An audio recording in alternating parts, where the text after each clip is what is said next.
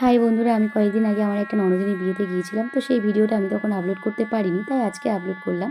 প্রথমে আমরা এই বিয়েবাড়ির রিসোর্টে চলে আসলাম। আর এই দেখো রিসোর্টে ঢোকার এই মেন গেট।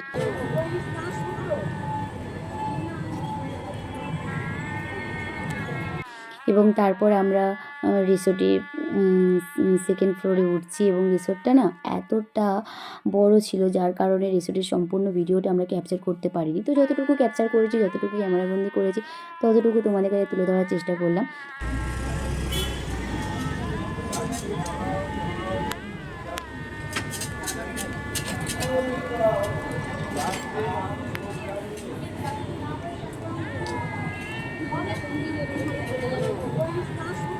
আর এই রিসোর্টের সেকেন্ড ফ্লোরে ওঠার সময় আমার শাড়িতে একটু প্রবলেম হয়ে গিয়েছিলো। তো তারপর রীতিমতো আমি শাড়িটা কেয়ারফুলিভাবে ঠিক করে নিয়েছি। তারপর দেখো আমার সামনে আমার ভাই উঠছে প্রথমে, তারপরে আমার বাবা ভাইয়ের পিছনে।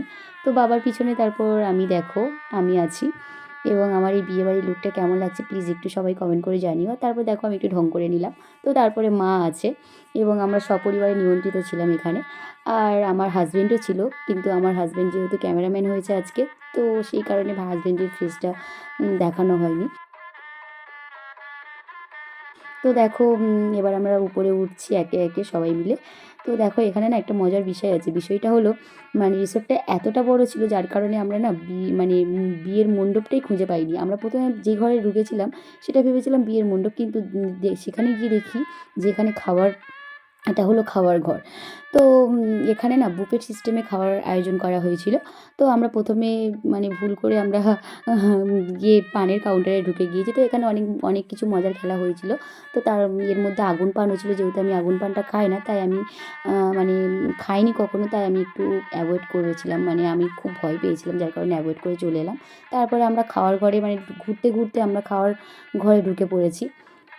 যেখানে বুফে সিস্টেমের খাবারগুলো পরপর সাজানো ছিল। তো এখানে অনেক রকমের আইটেম ছিল, পোলাও ছিল, তারপরে ফিশ ছিল, পাতুরি ছিল, আরও নানান শত মাটন-টাটন ছিল। তারপরে দেখো আমি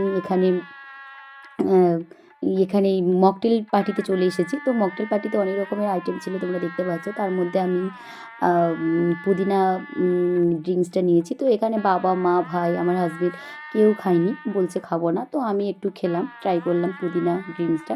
তো এখানে না মকটেলে অনেক রকম ভ্যারাইটিস ছিল, তোমরা দেখতে পাচ্ছ প্রচুর ভ্যারাইটিস ছিল এখানে।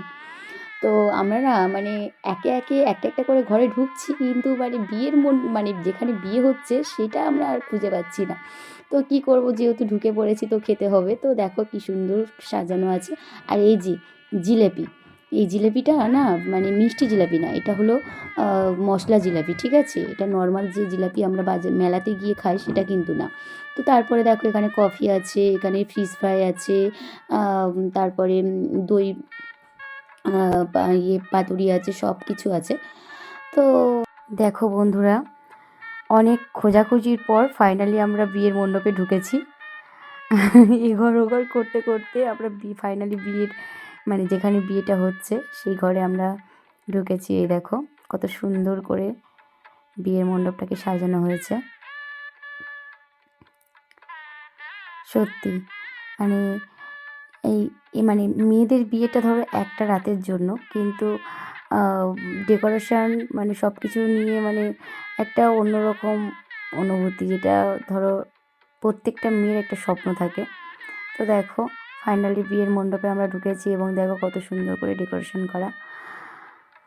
তো আমরা একেবারে খাওয়া দাওয়া করে নিয়ে তারপরে বিয়ের মণ্ডপে আমরা ঢুকে পড়েছি। তো এই যে এটাই ছিল আমাদের লাস্ট বিয়ে, আর আমাদের বিয়ে বাড়ি নেই।